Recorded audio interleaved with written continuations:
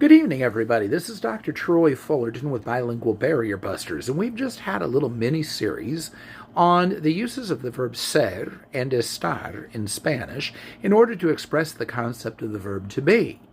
Now, if you've ever taken Spanish in a formal school setting, or even read about it in a grammar book somewhere, you may have noticed something absent from my explanations.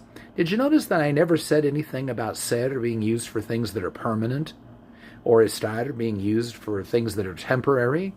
Permanent and temporary. I see where they're coming from when they use those in explanations. However, a lot of times grammar books and even teachers sometimes give overly broad explanations that leave a lot of room for misapplication and misinterpretation, and this is an example. Now, obviously, the verb ser is used for objective descriptions, and so we can see where we would say, well, I'm talking about something permanent. Like if I say, el hombre es simpático, the man is nice. On the other hand, if I said, el hombre está triste, the man is sad, well, that would be something temporary because, he feels bad right now, but he's probably going to cheer up later, so that'd be something temporary. I get that. I get what they're saying. However, I'm still going to recommend just simply learning what ser and estar really mean and avoiding using temporary and permanent altogether. Let me explain why.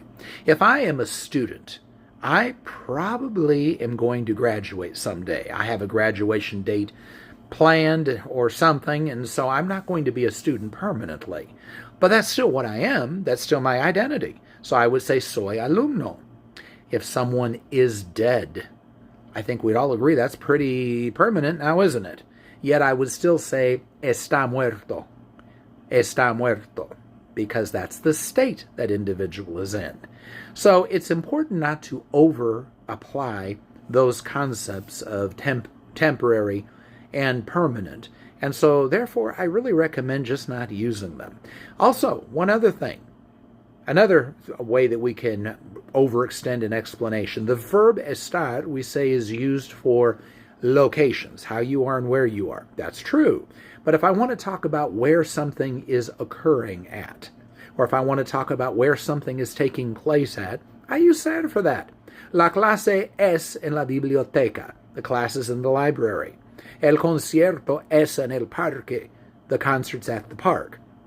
Why? Because I'm talking not about where the individuals are, but where the event originates. And that's ser's job.